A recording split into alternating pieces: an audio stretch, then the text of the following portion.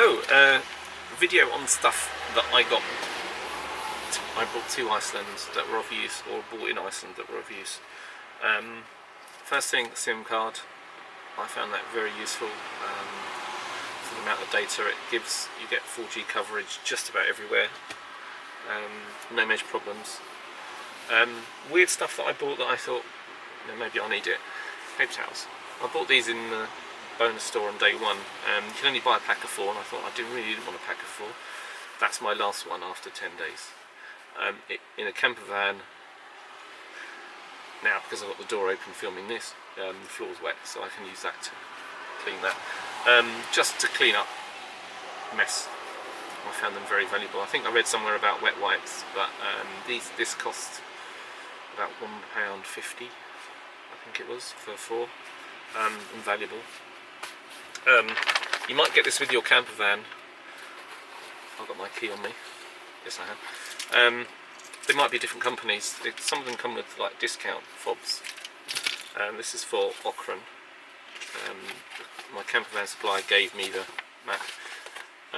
Shows you where they're located around the country. I use a sat nav which would locate the specific street, but generally the towns away from Reykjavik are so small you pretty much can see it when you arrive.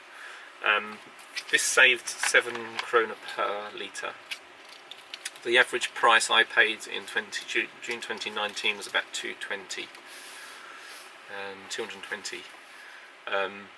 So it has cost a fair amount. I haven't worked out how much it is. I might put it on the video if I can work it out, but it's cost me a lot of money to travel the route. Now I think the ring road is at 1200 kilometres. I just checked earlier, I'm on 2,450 kilometres by the time I get back to Reykjavik. That's 12 days of driving. So, but check, I believe if you go to the N1 chain, there's other chains, Ollis, you might be able to get that from day one, and if you can get that with a discount card, you often get, I think, free coffees and other perks in depending on which station you go to. That's the one that I got. Let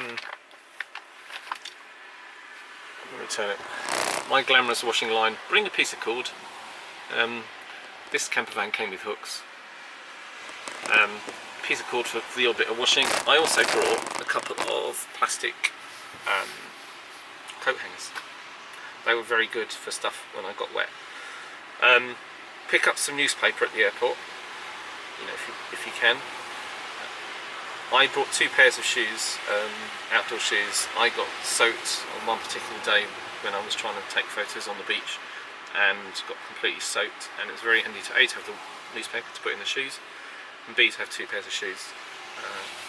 Highly recommend that. Waterproofs. If you intend to get the full experience of, in particular, Dettifoss, the largest waterfall in Europe, or the most powerful, I'm not sure what word they use, you have to be head to toe waterproof. And I'm not joking, you have to be proper clothes. You can't get away with just a top, for example. Very good testing place for waterproof gear, if any company's watching. On cameras, you can't bring a camera anywhere near it, because if you've got a regular camera without a waterproof feature, you'll ruin your camera, basically. I had a Gopro camera, and that's all I filmed on, at close up. You can film from like 50, 100 metres away, which is kind of like mild drizzle, but it's not the experience. You want to get right close. So I bought overpants, Berghaus overpants, as well as I had in a North Star, my jacket, which is already a waterproof jacket.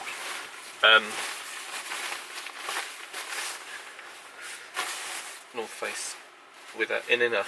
You need the inner. You definitely need those proper waterproof gear and shoes for Dettifoss.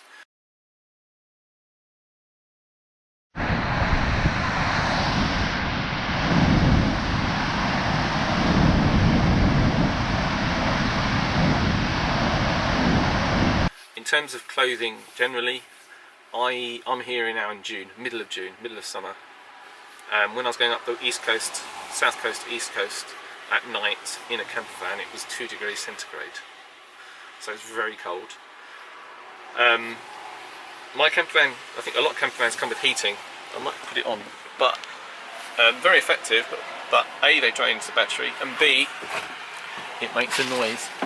Let me see if I can turn it on.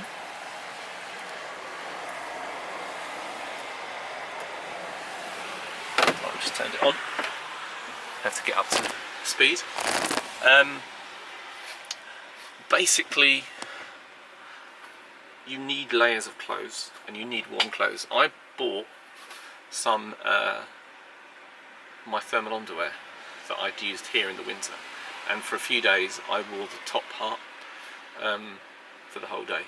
It was so cold. I'm waiting for this to come on, but I must have missed the button. Let me try again.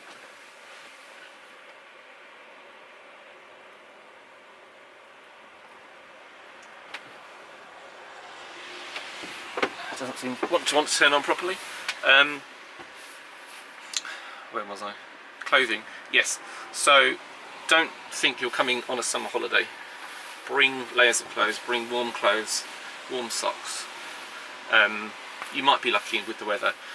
Relatively speaking, I was lucky, but I'll deal with the weather in another video. But loads of warm stuff. Extra, at least 2 pairs of outdoor waterproof shoes. I don't have it here, it's in my bag. I found no problems at night. The sun does not set, which is a bit weird. So you can black out most of the windows in here. And then I had a face mask. That was perfect. I had no problems sleeping. I also had earplugs, which helps a lot because you always in a campsite get erroneous sound. So definitely bring those. I don't like this travel towel. From a packing point of view, so I've just lost my wet face cloth. From a packing point of view, this saves a lot of space. It's microfiber, it's called. It's supposed to be the thing for sports people and people on the go to save weight. It saves weight, but I'm sorry, they're not very nice to dry yourself down with. Nothing like a soft towel. They do dry quickly, but it saves them weight. If you're in a campsite, or if you're packing to come on this sort of trip, then that makes sense. I think that's it.